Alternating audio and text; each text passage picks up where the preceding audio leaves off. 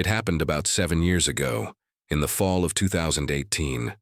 At the time, I was living with my mom in a quiet Massachusetts suburb, right next to a patch of woods that separated our neighborhood from an old elementary school that had been shut down for years. I was 17, and that night I was home alone. My mom worked overnight shifts at a hospital, so I usually stayed up late watching YouTube or gaming. It was around 12:45 a.m. when I decided to step outside for some air. We had this small backyard patio with an old wooden fence running along the tree line. The only light came from a single motion sensor above the back door. It would flicker on and off if something moved too far away, which always crept me out. That night, when I stepped outside, it was dead silent. No wind, no crickets, just that still, heavy kind of quiet that makes you feel watched. I was scrolling through my phone when I heard a snap, like a branch breaking. I looked toward the fence. Nothing, just the faint outline of trees. Then I noticed something white, barely visible, peeking between the fence slats. I took a few steps forward, thinking maybe it was trash caught in the branches. But as I got closer, the motion light flicked on, and my heart dropped.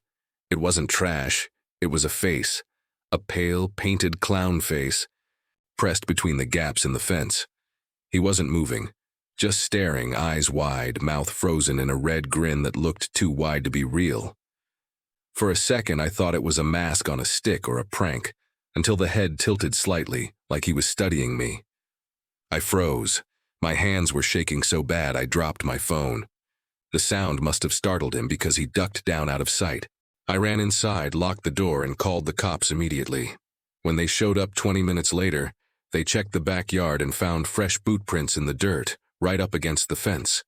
The officers said they led off into the woods toward the old school property. They never found him.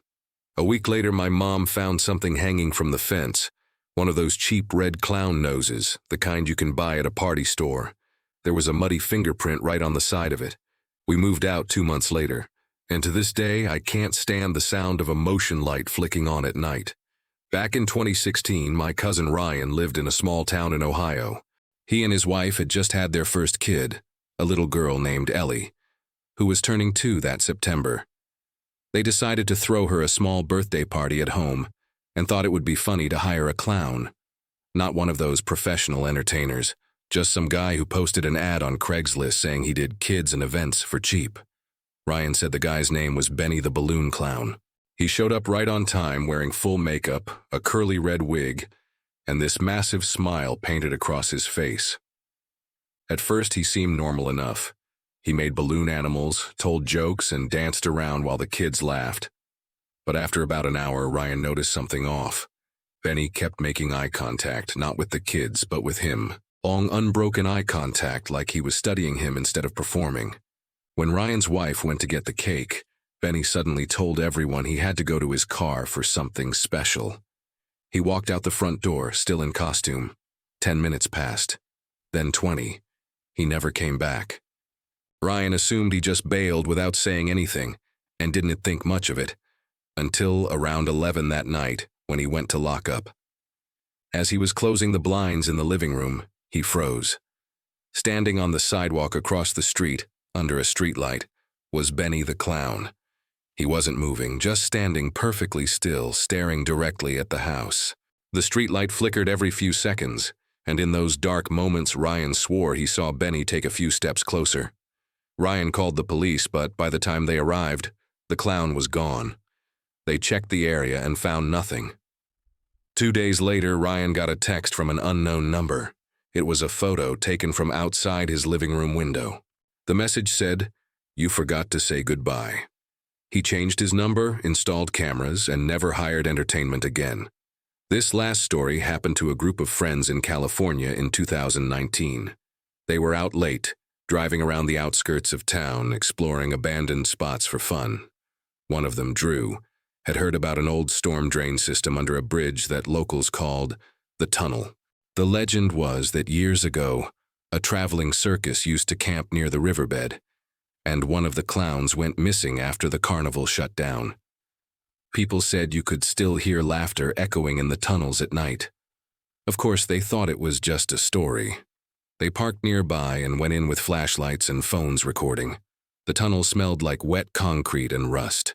Graffiti covered the walls, mostly kids' tags, but after about 50 feet they noticed something else. A red balloon tied to a rusted pipe, then another one, and another. About 10 of them, lined up like breadcrumbs leading deeper inside. They were about to turn back when they heard a faint giggle.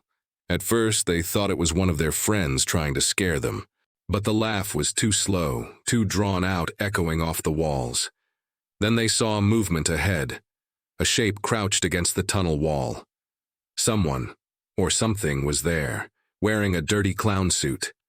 The colors were faded, the fabric soaked and clinging to his body. He was facing the wall, making the strange wheezing sound.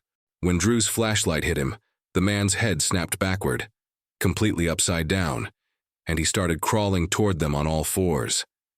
They ran faster than they ever had in their lives, dropping a phone in the process. When they came back with police the next morning, the tunnel was empty. But every red balloon was gone. The only thing left was a single wet handprint on the tunnel wall, painted over in red.